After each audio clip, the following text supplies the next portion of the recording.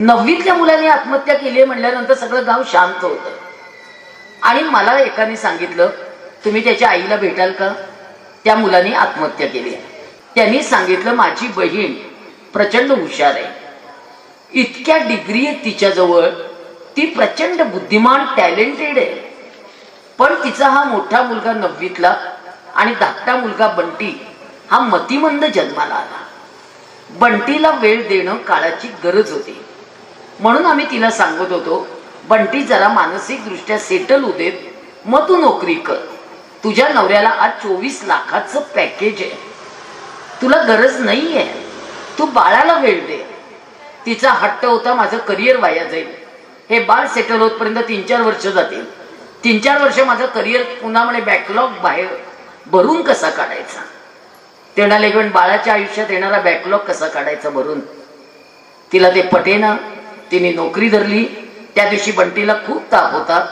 पोरग सांगतंय 9वीतलं, मम्मी बंटी तापलेला आहे, तू जाऊ नको, माझे महत्वाचे कस्टमर आहेत, माझे महत्वाचे क्लायंट्स आहेत, मला गेलंच पाहिजे, मला खूपच महत्वाच्या मीटिंग आहेत. तो म्हणाला, मम्मी जाऊ नको, आता बंटीचा ताप वाढतोय, तेवढी येतील ना म्हणे त्या मावशी कामाच्या, त्या सांभाळतील त्याला, डॉक्टर बोलवून घे, काय होतंय बोल. तुला पप्पा पण नाही आहेत मम्मी, ते पण दाबावून यायचे, मी एकटा काय करणार, काही होत नाहीये, डॉक्टरांना बोलवून घे. ती निघून गेली. डॉक्टरांना 9 वाजता बोलवलं. डॉक्टरांनी सांगितलं, ताप वाढतोय, सलाईन लावून टाकूया.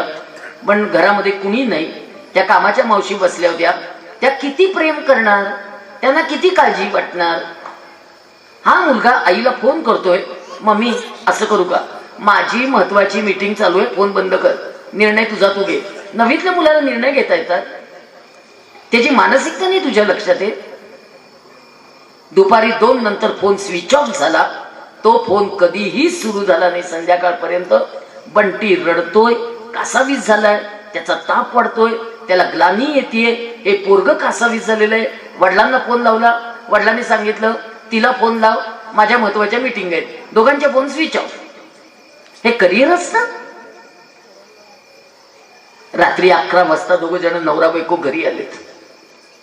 दरवाजा बंद. दरवाजा फोडावा लागला.